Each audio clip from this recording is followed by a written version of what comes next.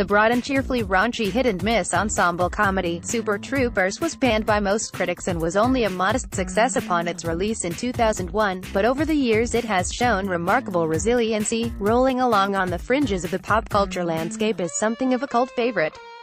Sight gags such as a maple syrup chugging contest in a breakfast diner, and silly routines such as a cop saying meow instead of now some 10 times during a traffic stop either you forgot those routines 5 minutes after seeing Super Troopers, or you were part of the hardcore group of fans that committed scenes and quotes to memory and longed for the day when a sequel would arrive. Well, that day is here. And yes, the official opening date for Super Troopers 2 is 4/20, with all its cannabis connotations, and while the members of the Broken Lizard comedy group retain their likability, and there's something kind of endearing about the disjointed, throw-everything-at-the-wall, Caddyshack-type chaos behind the comedy, there are simply too many dead spots and cheap jokes and flat gags to carry a full-length feature.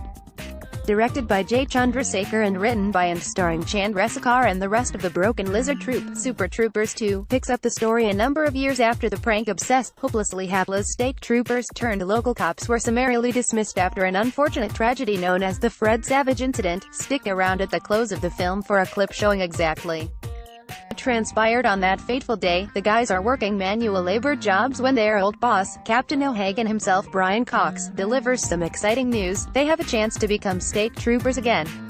Turns out the Vermont-Canada border was improperly defined all these years, and there's actually a little bit more Vermont and a little less of the Quebec to the boundaries. O'Hagan and his team will take over law enforcement from the Canadian Mounties, and the French-Canadian locals will have to adjust to life as, yes, Americans. If you think this leads to jokes about obese, arrogant, gun-loving Americans, and even more jokes about funny-talking, hockey-loving, outwardly polite but quietly resentful French Canadians, yep. Some of the jokes are really funny. Others are so in need of help the film resorts to reaction shots of characters laughing at the proceedings, which is almost never a good sign. Kevin Heffernan's Farva remains the annoying, pea-brained, obnoxious comic foil. Stolhansky's Rabbit is still the target of rookie pranks, even though Rabbit looks to be well north of 40 by now. Not a bad premise for a running joke, but it's more like wheel spinning. Chandrasekhar's Thorny undergoes a drastic personality and biological transformation after becoming hooked on Nova Scotia, a pharmaceutical drug meant to enhance the female libido, but this leads to anachronistic gags in which Thorny acts like a stereotypical housewife from 2 generations ago, cooking meals for the guys, complaining about how nothing he does is good enough for them, throwing tantrums when he's not appreciated. There's no shortage of talented supporting players joining the proceedings for this go-round. The opening sequence features 2 familiar comedic veterans, who dive right into the madness. I'll not give away the surprise. Will Sasso, Hayes MacArthur and Tyler Labine score some laughs as the trio of Canadian Mounties who are just as ridiculous as their American counterparts. At one point the Mounties get into an extended debate about the career of Danny DeVito that has nothing to do with the story at hand, is actually quite funny and works as a tribute to the versatility and longevity of Mr. Danny DeVito. The ever-game Rob Lowe has his moments as Mayor Guy LaFranc, a former minor league hockey star who also operates a brothel in town.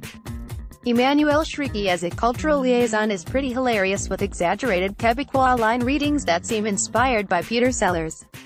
But we also have to endure a steady menu of sight gags relying on homophobic humor, multiple fight scenes with very little comedic payoff, and uninspired retread of the smuggling operation plot. Line from the original, too many moments featuring the insufferable and just not funny Farva character, and an ending that makes 0 sense and has no payoff, even in this loony comedic universe. Fox Searchlight presents a film directed by Jay Chandrasekhar and written by Broken Lizard. Rated R, for crude sexual content and language throughout, drug material and some graphic nudity.